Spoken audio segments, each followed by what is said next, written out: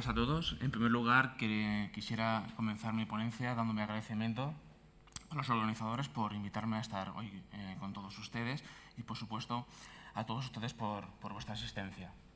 Bien, la charla que voy a darles está relacionada con el estudio del grupo de investigación como objeto de investigación per se, en concreto del impacto y de la presencia que tienen en la red las sedes web de estos grupos de investigación, en especial de los de información y documentación en las universidades públicas españolas. A ver. Bien, en nuestro grupo de investigación, EC3, donde desarrollo mis actividades, nos centramos en el estudio de la ciencia, de la comunicación científica y, por lo tanto, estamos muy interesados en conocer los actores, estudiar los actores que participan tanto en la creación como en el consumo de la información científica, como el colega que me ha precedido. En ese sentido, nos interesa tanto partir desde la figura individual, desde el investigador, hasta estructuras más complejas como pueden ser las universidades. En concreto, en un término intermedio, se sitúa el grupo de investigación, que ha sido realmente tratado en muy pocas ocasiones, desde el punto de vista bibliométrico y cibermétrico, porque plantea una serie de problemas metodológicos con poca precisión para evaluarlos, pero para nosotros es importante y estamos trabajando en ese sentido últimamente, porque para nosotros claramente forma parte el grupo de investigación, el puntero no funciona del todo bien, como la principal unidad vertebradora y ejecutora realmente en la práctica de la investigación en las universidades públicas. Bien, por ello, estructurando un poco lo que va a ser mi charla, quiero comenzar comentando brevemente qué es un grupo de investigación y cuáles son sus principales características, sobre todo en tanto a estructura legal, legislada, a nivel nacional y a nivel de universidad, y posteriormente me gustaría presentarles los primeros datos de un trabajo que estamos realizando, que está centrado en el análisis de la presencia web de los grupos de investigación, en concreto de nuestra área de información y documentación. Bien, el grupo de investigación en la universidad está legislado de una manera un tanto vaga. Aunque muchas veces cuando analizamos universidades no nos centramos en la parte legislativa. En España todo está muy legislado. Bueno, otra cosa es que las cosas se cumplan, pero legislación tenemos.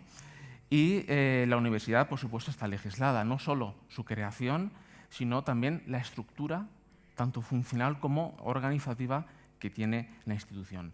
En ese sentido, la modificación de la LOU dice claramente cómo las universidades públicas deben estar formadas obligatoriamente por una serie de estructuras claras, que conocemos como las escuelas, las facultades, departamentos e institutos.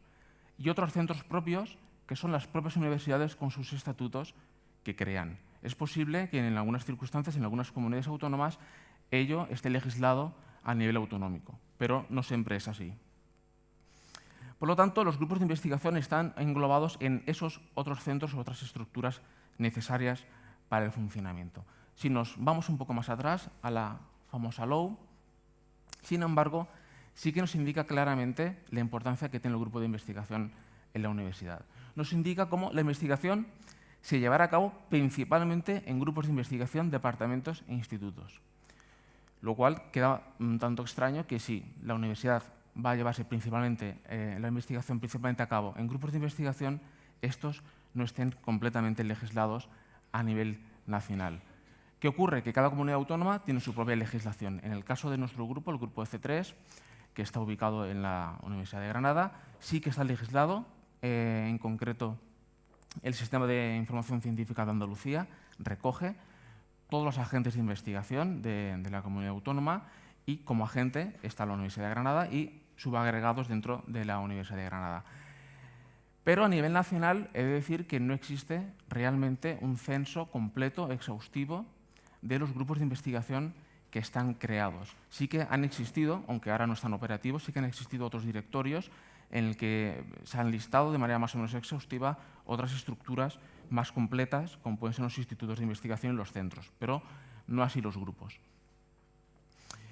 Bien, el estudio del grupo de investigación es complejo y se tiene que partir de una concepción social y para entender su creación por parte de los miembros que lo forman parte, Claro, es importante el sentido de pertenencia y la fidelidad a ese grupo, pero a veces la administración y la burocratización de muchas cosas conlleva que dentro de la universidad muchas veces haya grupos que, si bien estructuralmente cumplen las condiciones para ser grupos, no están trabajando realmente como grupos, y es lo que denominamos a veces como artefactos administrativos. Es decir, gente que sí, que colabora, que trabaja, pero que realmente no están trabajando como un grupo de investigación como lo entendemos nosotros. Bien, las ventajas de participar en un grupo de investigación generalmente se relacionan con una ventaja académica, con una ventaja profesional. Evidentemente, las líneas del trabajo se amplían, son más grandes, más a largo plazo, si tiene una mayor capacidad para interactuar con otras personas y, por lo tanto, resolver problemas de mayor envergadura, y también una mayor facilidad, en algunos casos, para obtener financiación para resolver ciertos retos que se plantean en las investigaciones.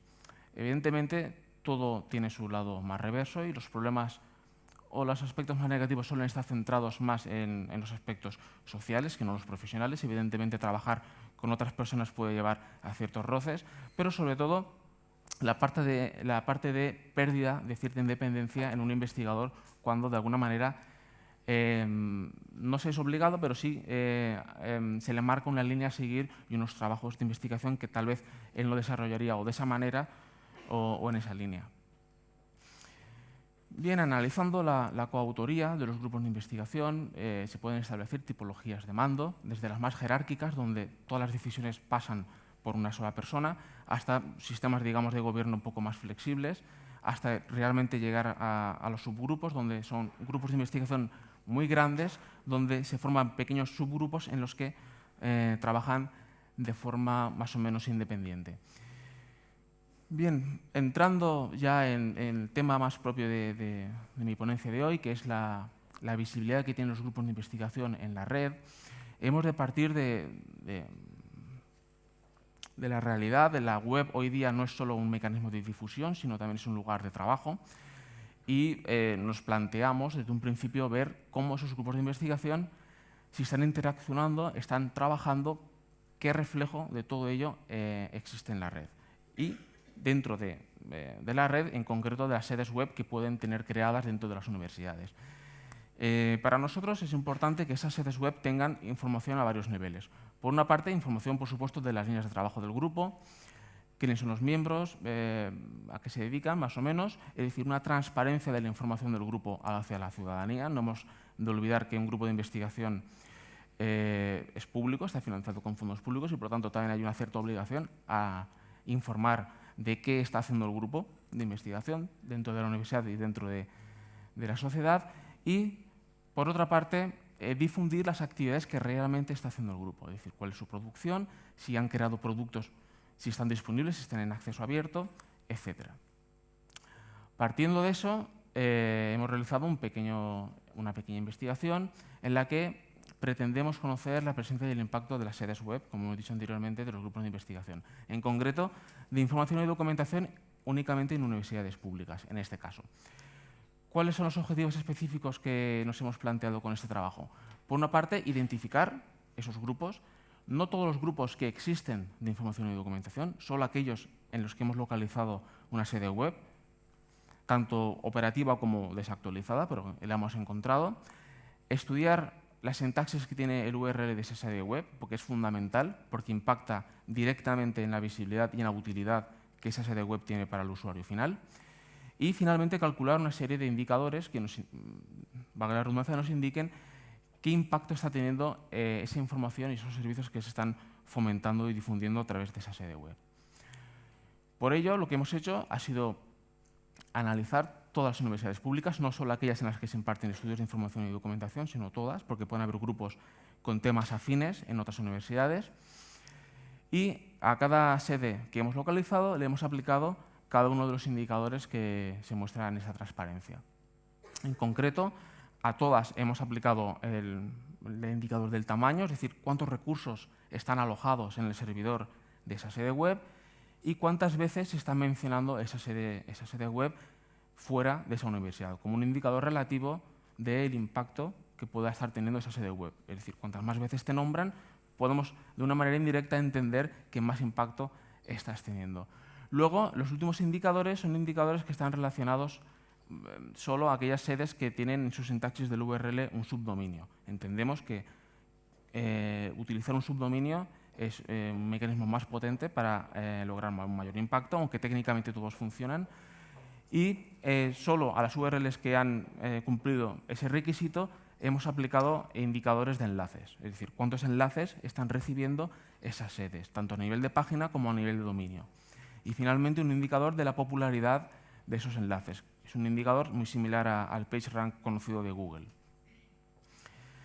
Bien, y analizando los resultados, ellos están detallados en el texto completo que estará disponible en las actas, en abierto para todos. Bien, hemos identificado 33 grupos con una sede web. De esos 33 grupos hemos localizado 45 URLs. ¿Qué significa esto? Significa que hay grupos con más de una URL. Y eso tal vez en el SEO, en la optimización en buscadores, es positivo, pero para la medición, desde un punto de vista cibermétrico, es negativo porque el impacto de alguna manera se dispersa. Nos hemos encontrado también dificultades metodológicas con algunos grupos con características especiales, como por ejemplo el grupo Scimago, porque el grupo Scimago tiene su núcleo está en el Consejo, evidentemente, y el Consejo no es una universidad pública, pero sí tiene sedes en diversas universidades, con URL, que sí que hemos tomado, pero bueno, hay que tener en cuenta esas características especiales en la medición en la web.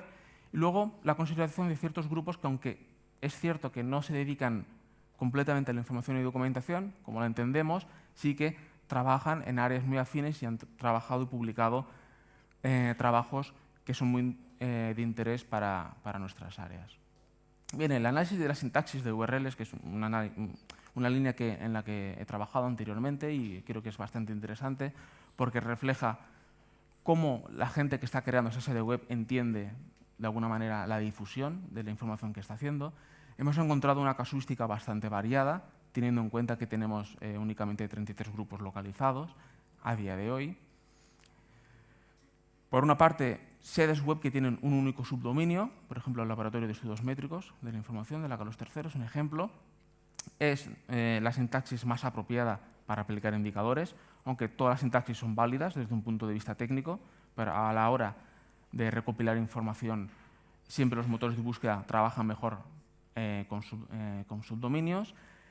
Sedes web que tienen un subdirectorio, por ejemplo, Digidoc en la Pompeu Fabra trabaja con un subdirectorio, y luego encontramos otra serie de casuísticas, por ejemplo, muchos subdirectorios, en los que generalmente un elemento del subdirectorio sirve para identificar la tipología de la estructura universitaria. En este caso, el grupo Kinari pues, tiene en los elementos de la sintaxis la palabra investigación y la palabra grupos, que en la recuperación de información en la web añade semántica y es importante. Pero tantos subdominios realmente está penalizando en los motores de búsqueda.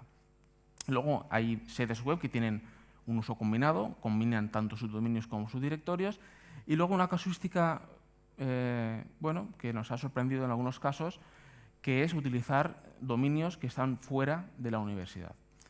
Entendemos que eso es debido fundamentalmente a que ciertas políticas web de las universidades son inadecuadas, excesivas trabas administrativas para crear y para mantener un sitio, y finalmente los miembros de un grupo de investigación deciden contratar un dominio web fuera de la universidad.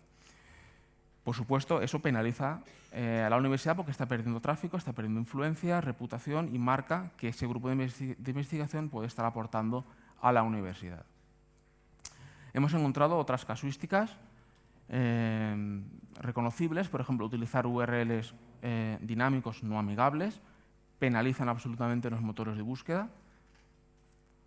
Por ejemplo, en el caso de las universidades, de grupos de investigación en la Universidad de Murcia, son URLs por defecto que genera el gestor de contenidos, redirecciones de una sede tal vez antigua a la sede nueva. La antigua puede o no puede estar accesible, nos hemos encontrado de todo.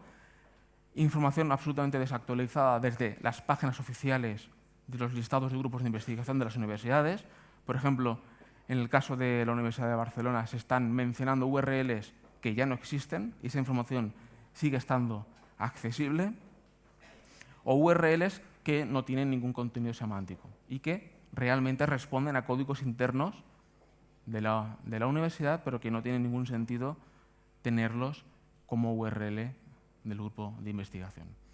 En cuanto a los datos que hemos recopilado, en principio son datos de tamaño bastante discretos, aunque comparándolo con datos de 2010 que tomamos, en algunos casos se ha incrementado notablemente. Hemos de decir que estamos contentos en ese sentido de que la producción está subiendo. En el caso de C3 quiero remarcar que ese dato viene condicionado porque dentro de la página web existen productos desarrollados por el grupo, en este caso INREX está influenciando claramente en esos valores de tamaño, pero bueno, he de decir igualmente que es un reflejo de la actividad, es decir, se ha creado un producto, se ha alojado en el dominio del grupo y eso está generando una huella que es medible, ¿de acuerdo?